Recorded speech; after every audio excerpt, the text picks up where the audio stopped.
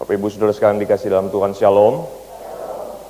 Saudara senang sekali boleh bersama-sama dengan jemaat Tuhan di tempat ini beribadah kepada Tuhan di hari Tuhan pada hari ini.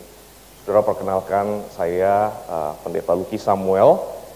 Ya, sehari-hari melayani di GKY Mangga Besar, dan setelah kurang lebih 15 tahunan melayani di lingkungan GKY, ini baru pertama kali saya mampir ke GKY VTI beribadah bersama-sama dengan saudara. Jadi sejak beberapa hari yang lalu saya menanti-nantikan waktu ini, saudara, karena akhirnya bisa bertemu juga secara langsung dengan Bapak Ibu saudara sekalian jemaat GKY VTI. Terima kasih kepada pengurus di tempat ini yang sudah memberi kesempatan kepada saya dan juga rekan-rekan boleh bersama-sama dengan saudara pada hari ini. Saudara, hari ini saya datang tidak sendirian, tapi bersama dengan dua rekan pendeta, pendeta besar, ya, bersama-sama dengan saya begitu ya.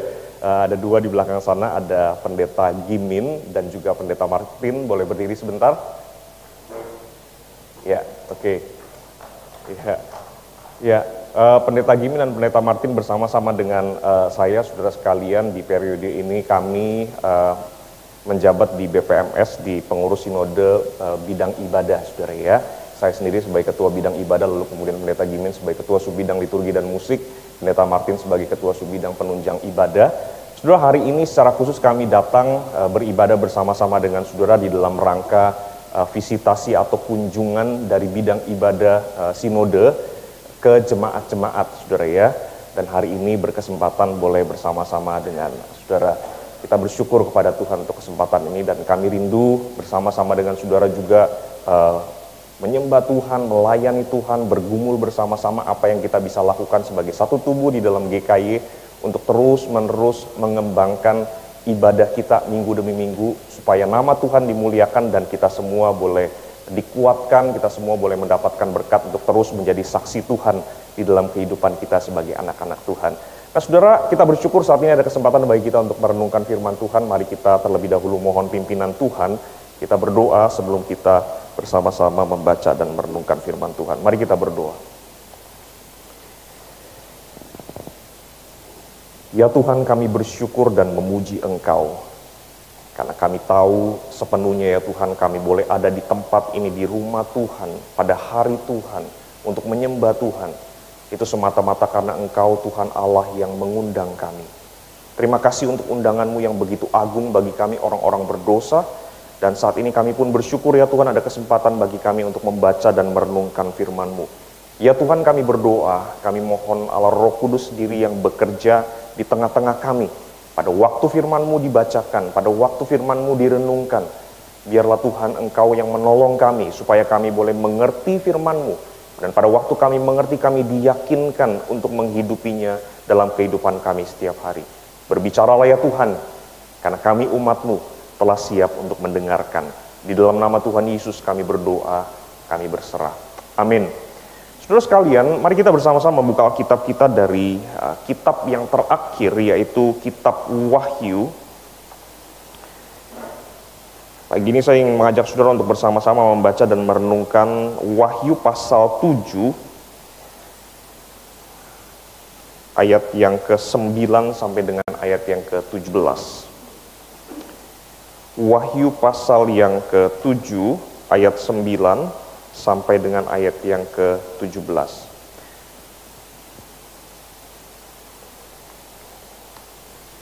Saudara silakan memperhatikan Alkitab saudara masing-masing, saya akan membacakannya bagi saudara. Saya akan membaca dari Alkitab terjemahan baru edisi yang kedua. Demikian bunyi firman Tuhan. Setelah itu aku melihat, sesungguhnya suatu kumpulan besar orang banyak yang tidak dapat dihitung jumlahnya, dari segala bangsa, suku, umat, dan bahasa, berdiri di hadapan tahta dan di hadapan Anak Domba, memakai jubah putih dan memegang daun-daun palem di tangan mereka. Dengan suara nyaring mereka berseru, keselamatan ada pada Allah kita yang duduk di atas tahta dan pada Anak Domba. Semua malaikat berdiri mengelilingi tahta dan tua-tua dan keempat makhluk itu. Mereka sujud di hadapan tahta itu dan menyembah Allah sambil berkata, Amin. Puji-pujian, kemuliaan dan hikmat, syukur dan hormat, kekuasaan dan kekuatan bagi Allah kita sampai selama-lamanya. Amin. Lalu salah seorang dari antara tua-tua itu berkata kepadaku, siapakah mereka yang memakai jubah putih itu dan dari manakah mereka datang? Aku berkata kepadanya, Tuanku, Tuan mengetahuinya. Lalu ia berkata kepadaku, mereka ini orang-orang yang keluar dari kesusahan yang besar. Mereka telah mencuci jubah mereka dan membuatnya putih di dalam darah anak domba. Karena itu, mereka berdiri di hadapan tahta Allah dan beribadah kepada Dia siang malam di bait sucinya. Ia yang duduk di atas tahta itu akan membentangkan kemahnya di atas mereka. Mereka tidak akan menderita lapar dan dahaga lagi, dan matahari atau panas terik tidak akan menimpa mereka lagi. Sebab anak domba yang di tengah-tengah tahta itu akan menggembalakan mereka dan menuntun mereka ke mata air kehidupan, dan Allah akan menghapus segala air mata mereka. Saudara, sedemikian jauh firman Tuhan telah kita baca bersama-sama. Berbahagialah setiap kita yang bukan hanya membaca tetapi juga melakukannya dalam kehidupan kita setiap hari. Saudara, beberapa tahun yang lalu Majelis GKI Mangga Besar tempat saya melayani mengutus kami sekeluarga untuk studi lanjut di luar negeri, saudara ya. Nah saudara, pada waktu sudah ada kepastian, artinya sudah diterima di sekolah yang kami tuju, lalu kemudian juga mengurus berbagai macam dokumen, surat, visa, saudara sekalian. Pada waktu sudah ada kepastian, maka saudara, saya dan istri, dan pada waktu itu baru satu anak, saudara sekalian, kami itu mulai mempersiapkan diri, ya saudara ya. Nah kami mulai lebih banyak bicara di dalam bahasa Inggris pada waktu kami di rumah, saudara, melatih diri kami dan secara khusus mempersiapkan anak kami pada waktu itu yang nantinya harus sekolah di sana, saudara, dan kemudian berinteraksi, berkomunikasi dengan menggunakan bahasa Inggris, begitu saudara ya. Lalu kami mulai juga mempelajari bagaimana situasi hidup di kota tempat kami akan tinggal, dan ternyata kota tersebut adalah kota dengan 4 musim, dan kemudian kalau lagi musim dingin bisa dingin sekali, bisa sampai minus 20 derajat, saudara sekalian. Maka kami mulai persiapan baju seperti apa yang harus kami persiapkan, begitu saudara ya.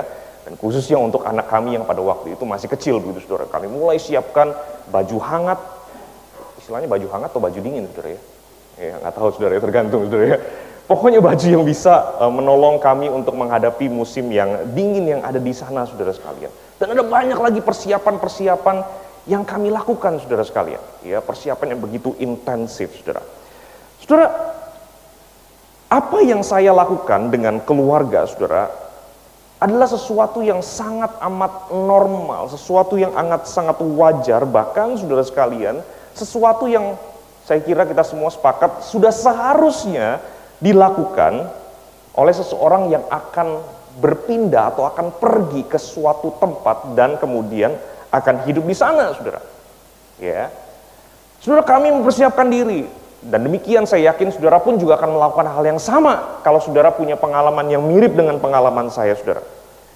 Saudara, padahal saudara sekalian, kalau dipikir-pikir, saudara ya, kalau diingat-ingat, saudara ya, kami itu hanya akan tinggal selama 2 tahun di tempat itu, yaitu selama studi saja.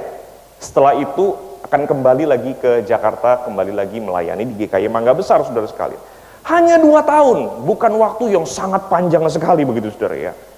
Tetapi saudara sekalian, hanya untuk periode 2 tahun itu saja, yang sementara itu, yang singkat itu, saudara, kami sekeluarga, saudara, melakukan persiapan-persiapan yang banyak, mencoba untuk memastikan tidak ada satupun yang tidak dipersiapkan, mencoba untuk memastikan supaya pada waktu kami di sana, saudara sekalian, kami begitu gampang beradaptasi, kami bisa hidup dengan baik, saudara, bahkan kalau boleh bisa menikmati situasi hidup kami yang hanya sementara di sana.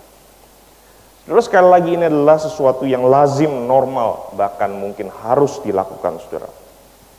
Sebab apa, saudara? Sebab tempat atau kehidupan yang akan kita tuju di masa depan itu pasti akan mempengaruhi cara hidup kita hari ini. Betul tidak, saudara?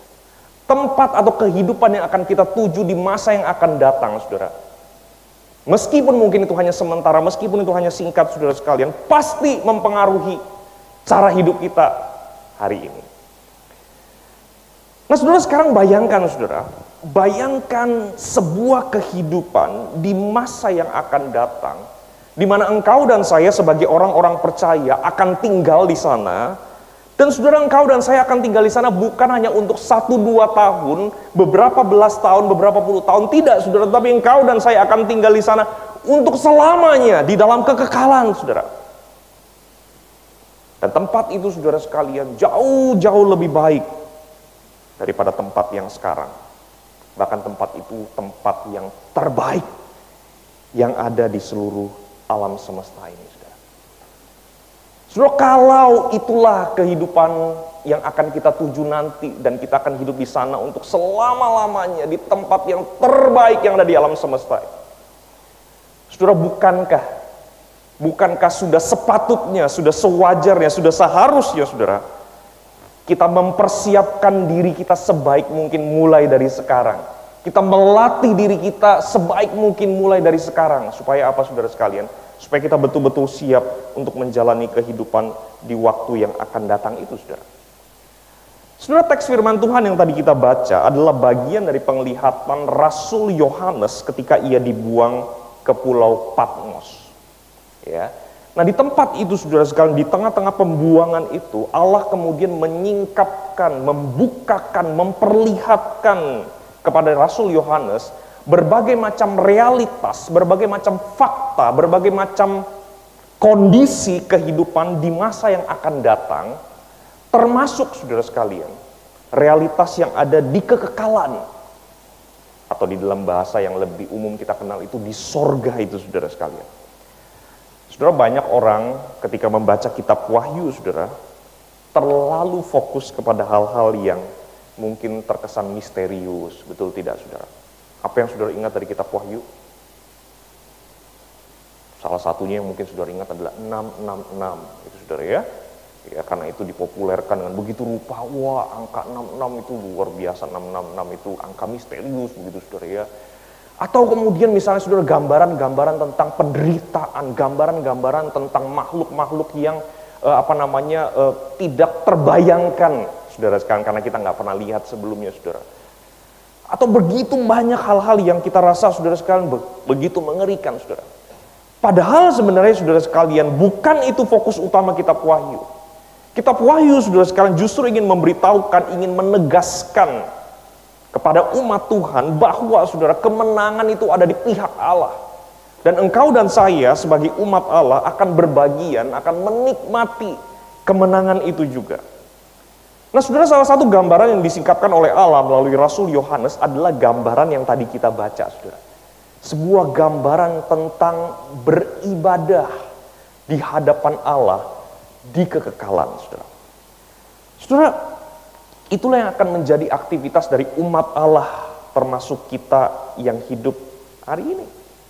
Maka hari ini saudara sekalian, tepat di dalam rangka visitasi bidang ibadah Sinode GKI di tengah-tengah jemaat di tempat ini saudara sekalian, saya ingin mengajak kita untuk bersama-sama belajar dari gambaran beribadah yang ada di sorga. Karena apa saudara? Karena sebagai umat Allah, kita akan menuju ke sana, kita akan hidup di sana.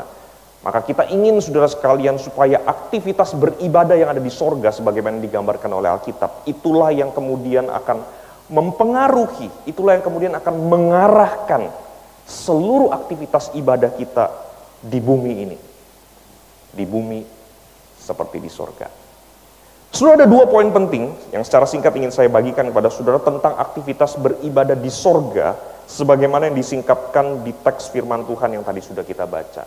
Yang pertama saudara sekalian, bagian firman Tuhan yang tadi sudah kita baca memberitahukan kepada kita ya sebuah gambaran tentang beribadah yang mengajarkan kepada kita tentang mengapa kita beribadah kepada Tuhan. Mengapa sesungguhnya kita beribadah kepada Tuhan. So di dalam teks firman Tuhan yang tadi sudah kita baca ada 2 ungkapan penyembahan kepada Tuhan di dalam bentuk kata-kata yang muncul. Beberapa ahli Alkitab saudara mengategorikan ungkapan ini saudara sebagai himne. Ya, saudara, kita mengenal himne, saudara sekalian, di depan sini ada kidung puji-pujian Kristen yang isinya adalah himne, lagu-lagu pujian kepada Allah. Lalu kemudian tadi kita juga menyanyikan salah satu lagu himne, misalnya Kuperlukan Juru Selamat, begitu saudara ya. Saudara, itu adalah himne-himne modern, artinya yang ada di zaman kita hidup ini saudara. Tetapi di dalam Alkitab saudara, kita juga akan menemukan berbagai macam bentuk-bentuk tulisan yang dikategorikan oleh para ahli saudara sebagai himne, dan di dalam bagian firman Tuhan ini salah satunya saudara. Jumlahnya ada sekitar lebih dari 20 himne yang ada di seluruh kitab Wahyu saudara. Saudara, di ayat yang ke-10 saudara berbunyi seperti ini saudara. Keselamatan ada pada Allah kita yang duduk di atas tahta dan pada anak domba. Lalu ungkapan ini saudara kemudian diresponi atau diafirmasi saudara sekalian, ditegaskan, diiyakan di ayat 12.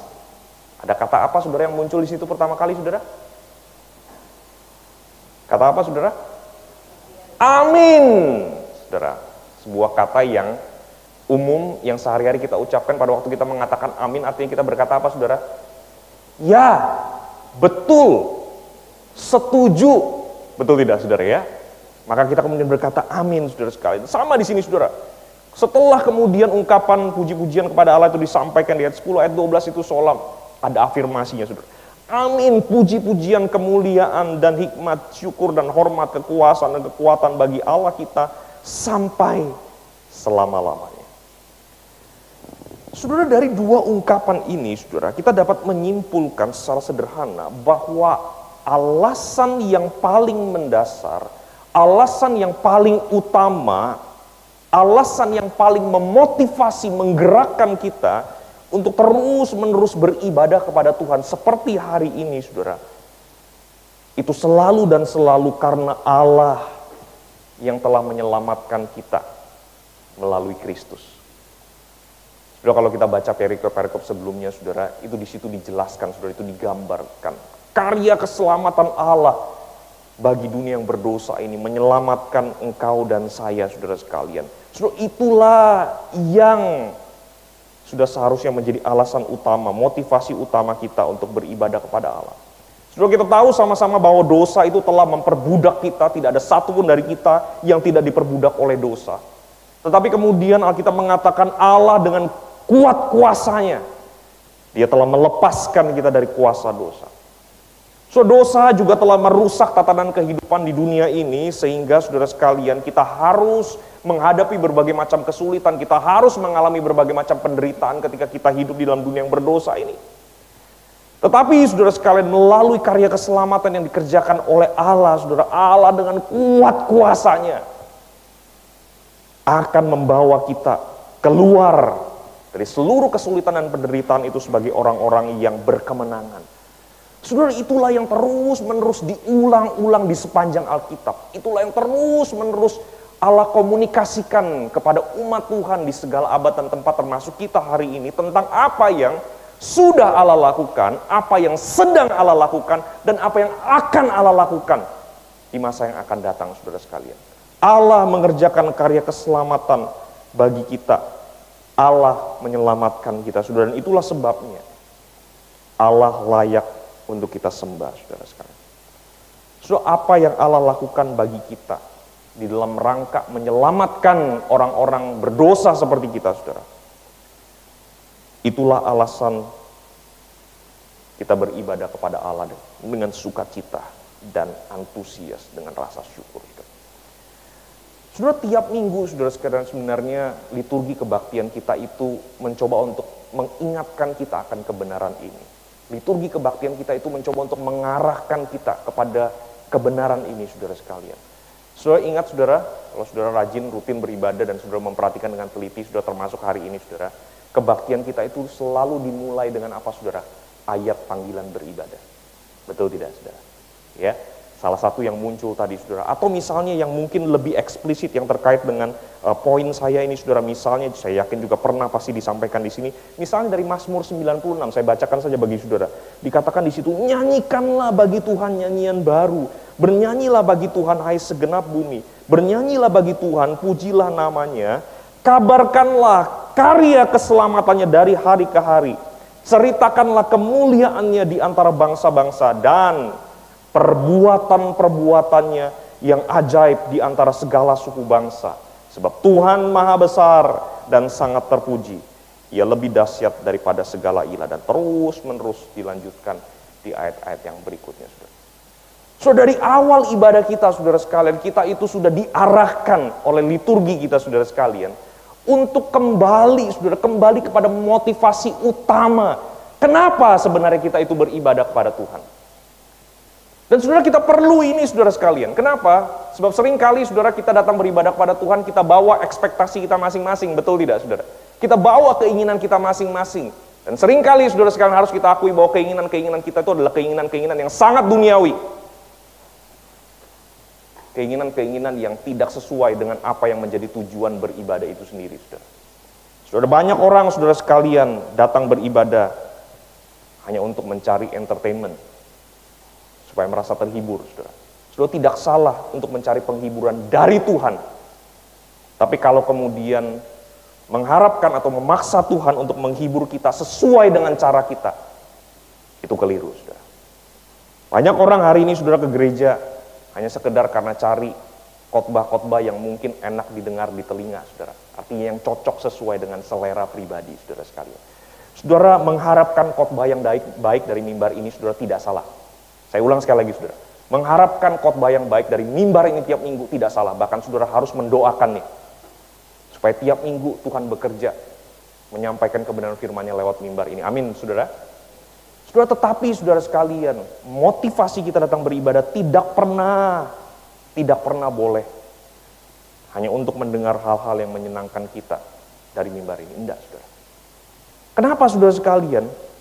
Karena kalau itu yang menjadi alasan yang mendorong kita untuk beribadah, saudara sekalian, maka tidak heran, saudara sekalian, kalau kemudian kita bisa kurang antusias ketika kita beribadah. Saya tidak tahu apakah di sini saudara masih rajin membaca warta jemaat, misalnya warta cetak atau warta yang sekarang mungkin dikirimkan secara digital, begitu, saudara ya. Lalu kemudian saudara melihat pengkhotbahnya siapa? Ya, Lucky Samuel lagi ya. Ini yang kurus-kurus itu yang dari Mangga Besar begitu ya. Waduh, gimana nih ya besok ya kebaktiannya? Bergumul nih kayaknya. Misalnya begitu, saudara ya. Semoga saudara tidak merasa seperti itu hari ini. Mestinya enggak, saudara, karena kita baru ketemu pertama kali ya, saudara ya. Nah, atau yang lain-lain, saudara sekalian. Aduh, minggu lalu ya misalnya saudara merasa, aduh kok lagunya itu kurang cocok dengan selera saya, misalnya begitu. Minggu ini bagaimana ya? Kalau sering-sering begini, apakah sebaiknya saya memikirkan yang lain? Saya tidak ingin menyebutkan secara detail, saudara ya. Apakah saya memikirkan yang lain begitu, saudara? Saudara, harapan-harapan, ekspektasi-ekspektasi seperti itu, kalau itu yang menjadi pendorong utama, itu yang menjadi alasan utama kita beribadah, percayalah, saudara, cepat atau lambat engkau akan segera kecewa. Cepat atau lambat engkau akan menyadari bahwa, oh ternyata jarang sekali ekspektasi itu terpenuhi. Ya. Dan itulah sebabnya, saudara sekalian, firman Tuhan pada hari ini mengingatkan kita, menyadarkan kita, jangan pernah jadikan alasan-alasan seperti itu, saudara, sebagai alasan yang paling utama, yang paling memotivasi kita datang beribadah. Nggak boleh, saudara sekalian. Saudara, alasan utama yang seharusnya mendorong kita untuk datang beribadah kepada Tuhan adalah karena kita memahami, karena kita menghayati betapa ajaibnya karya Tuhan yang telah menyelamatkan kita dan menjadikan kita sebagai umatnya, saudara.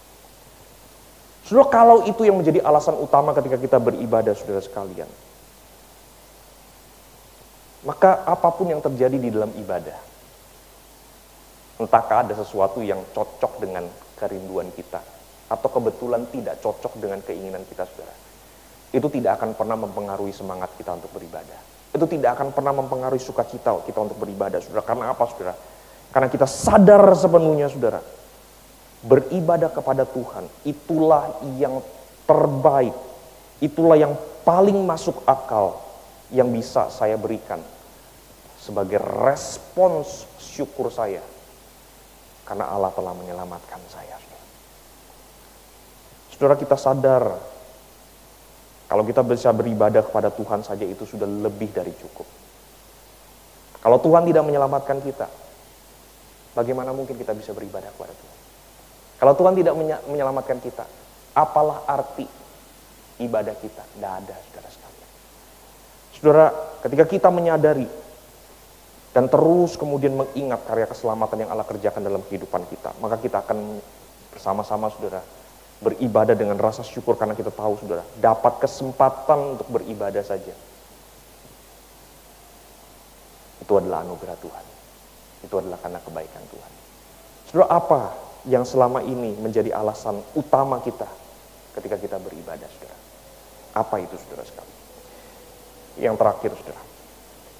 Saudara, bagian firman Tuhan ini juga kemudian menolong kita untuk kemudian memahami, kalau tadi mengapa kita beribadah, tetapi yang kemudian yang berikutnya, saudara, adalah menolong kita untuk juga memahami siapa yang beribadah kepada Tuhan. Ya, siapa yang beribadah kepada Tuhan? Saudara, kalau saudara memperhatikan pembacaan kita tadi, ada dua kelompok penyembah. Dua kelompok penyembah, two group of worshipers yang disebutkan di dalam teks kita, saudara. Kelompok pertama adalah suatu kumpulan besar orang banyak yang tidak dapat dihitung jumlahnya. Suatu kumpulan apa, saudara? Orang. Ini kelompok pertama, saudara, ya. Tapi ada kelompok kedua, saudara.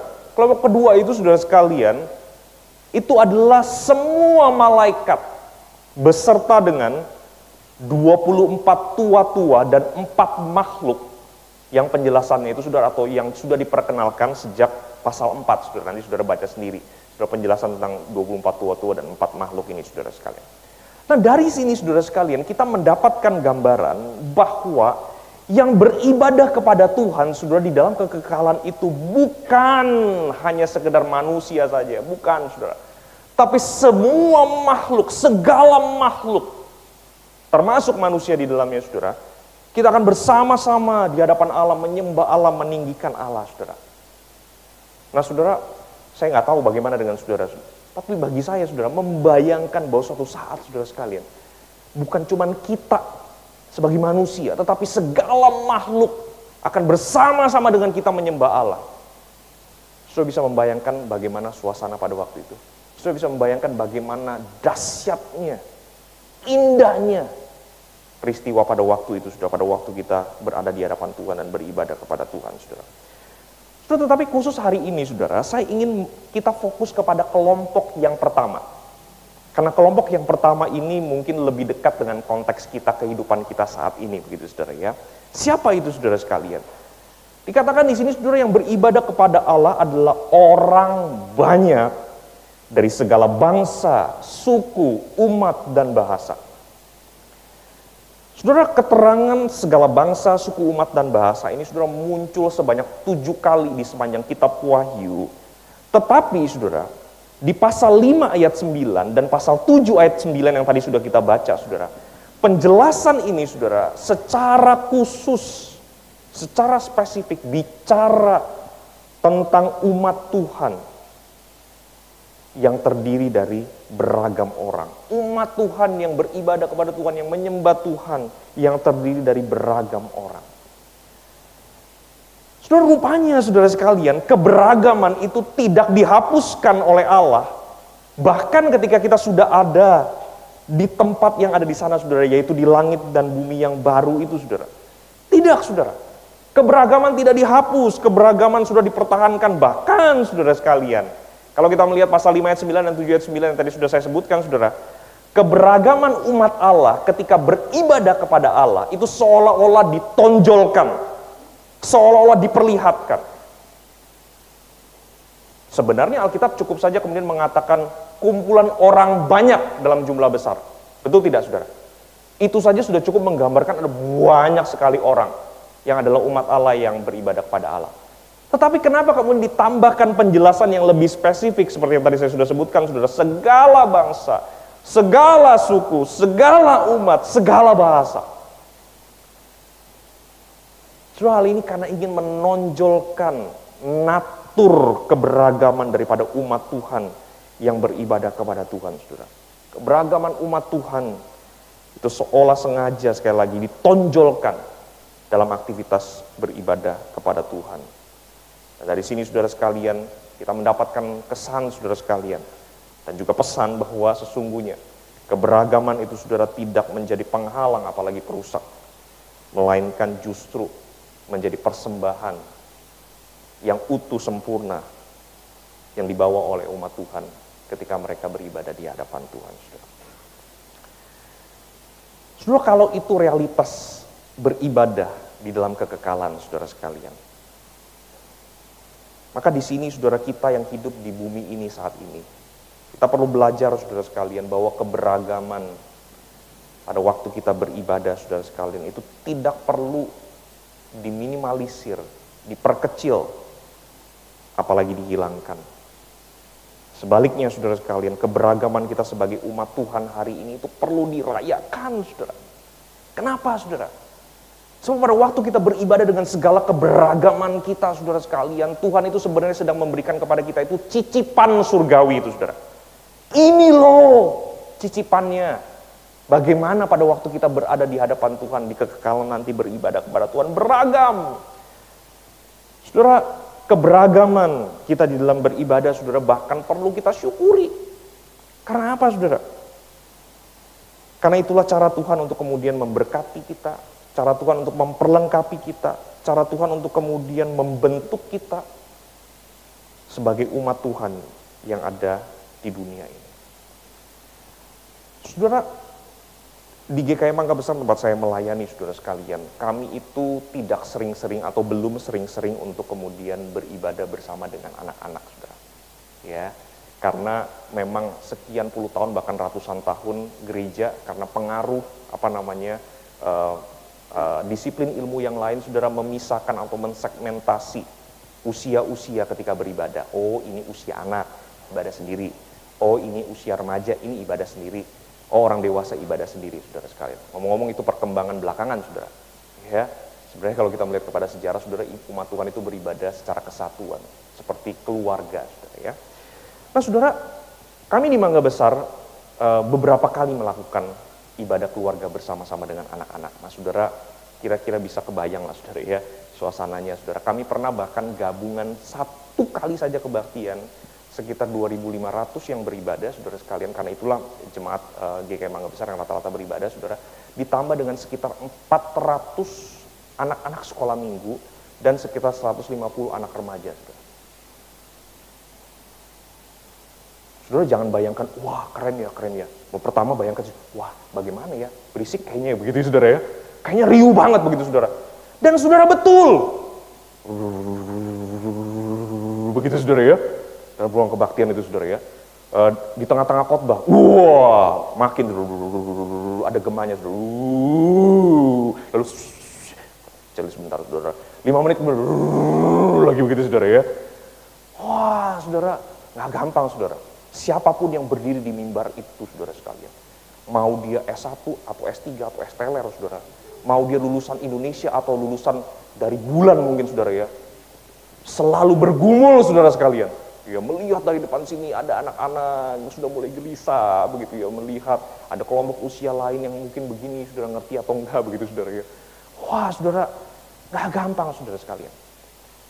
Tetapi ada satu hal yang menarik, saudara, yang kemudian menyadarkan sebagian dari kami, saudara sekalian, yang mengurusi ibadah dan juga beberapa rekan-rekan panitia, bahkan pengurus karena kebetulan itu acara khusus, saudara sekalian. Saudara, apa itu, saudara? Pada waktu menyanyi memuji Tuhan, saudara, lagu pujian yang sederhana di awal sebagai pujian pengagungan dan syukur. Lalu anak-anak diajak bernyanyi bersama-sama. Saudara, anak-anak yang 400 itu, saudara, suaranya lebih kencang daripada 2.500 orang dewasa. Saudara. Percaya tidak, saudara? Kalau belum percaya, minggu depan bawa anak sekalian minggu ibadah sama-sama, saudara, ya. Saya yakin, saudara, di dalam ruangan seperti ini pasti suara mereka akan menggelegar, begitu, saudara, ya. Saudara, kami senang, kami bersyukur, bersuka cita, tapi satu sisi, saudara sekalian, kami menyadari peristiwa atau momen itu, saudara sekalian, pada waktu anak-anak menyanyi memuji Tuhan dengan penuh antusias, saudara, itu seolah-olah menampar orang-orang dewasa yang beribadah selama ini dengan tidak antusias. Yang selama ini mungkin, saudara, pada waktu diajak memuji Tuhan, saudara sekalian, sehat sebenarnya, mampu untuk bernyanyi dengan fisiknya, dengan mulutnya, tetapi begitu minimalis dalam memuji Tuhan, saudara. Begitu tidak semangat, saudara. Hari itu, saudara, anak-anak sekolah minggu, saudara, dengan kesederhanaan, kepolosan, dan keberisikan mereka, di awal ibadah bahkan, mereka sudah menyadarkan orang-orang dewasa. Bukankah ini gambaran yang Alkitab berikan ketika Tuhan Yesus mengatakan kamu harus jadi seperti anak-anak ini. Yang tidak memikirkan hari ini siapa yang khotbah, membosankan atau menyenangkan. Yang tidak memikirkan setelah ini kita nyanyi lagu apa, apakah lagunya cocok dengan selera saya atau tidak. Tidak ada, saudara. Dengan ketulusan mereka, kepolosan mereka, kesederhanaan mereka, mereka ketika dipanggil, ayo kita puji Tuhan, mereka nyanyi puji Tuhan. Saudara, ketika ada anak-anak hadir di ruangan kebaktian GKI Mangga Besar pada hari itu, saudara, kami semua orang-orang dewasa, saudara, belajar. Kami hari itu diberkati, kami hari itu dibentuk sekali lagi oleh Allah, saudara, melalui momen yang singkat sederhana itu, saudara. Saudara, keberagaman itu, saudara sekalian, menolong kita untuk membayangkan bagaimana kita beribadah di surga nanti. Keberagaman itu, saudara sekalian, merupakan berkat Allah bagi kita, saudara sekalian, ketika kita beribadah bahkan di bumi ini. Saudara, bagaimana dengan ibadah kita hari ini? Apakah kita mensyukuri, menikmati keragaman saat kita beribadah? Atau seringkali mungkin kita gelisah dengan keberagaman? Dengan usia beragam yang ada, yang seringkali masing-masing punya harapan tersendiri. Dengan lagu-lagu yang beragam misalnya, atau dengan hal-hal yang beragam yang lainnya, saudara. Apakah itu kita syukuri, kita rayakan, atau membuat kita gelisah, saudara? Saudara, ibadah di kekekalan nanti, merayakan, menonjolkan keragaman.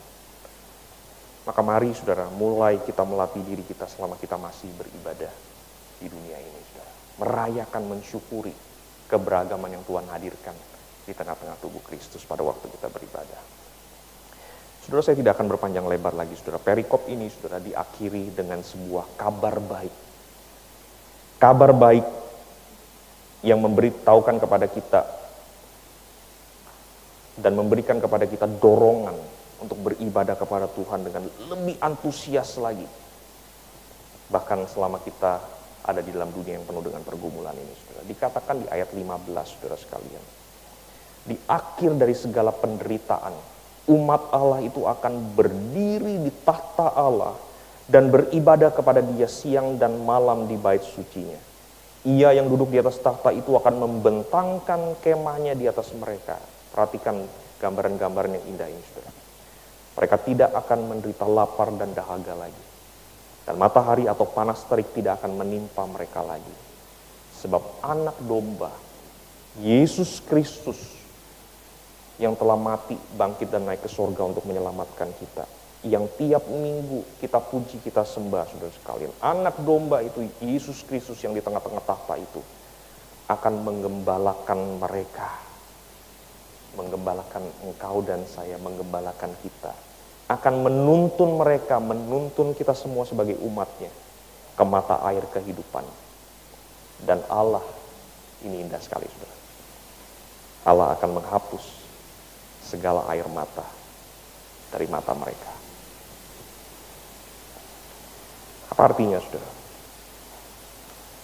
So, artinya seluruh ibadah yang kita persembahkan kepada Allah minggu demi minggu di tempat ini, saudara, tidak pernah sia-sia. Tidak pernah sia-sia. Kita bukan beribadah kepada Allah yang mati. Kita bukan beribadah kepada Allah yang hanya bisa berjanji tetapi tidak bisa menggenapinya. Tapi kita beribadah kepada Allah yang hidup, yang sudah mengerjakan karya keselamatan dalam hidup kita, dan yang akan menyempurnakannya di langit dan bumi yang baru nanti. Saudara, itulah yang sekiranya terus-menerus mendorong kita, memotivasi kita beribadah kepada Tuhan dengan setia, saudara. Biar selama kita ada di dalam dunia ini, saudara, kita mengarahkan iman kita ke surga. Seringkali kita terlalu sering mengarahkan mata kita ke dunia ini, bukan? Dengan segala kekhawatiran, kesulitan, dan pergumulan. Mari kita lebih banyak mengarahkan iman kita ke surga. Mari kita terus beribadah kepada Allah dengan setia, dengan sukacita di bumi ini. Sebab itulah yang akan kita lakukan di surga nanti. Kiranya Tuhan menolong kita, mari kita berdoa.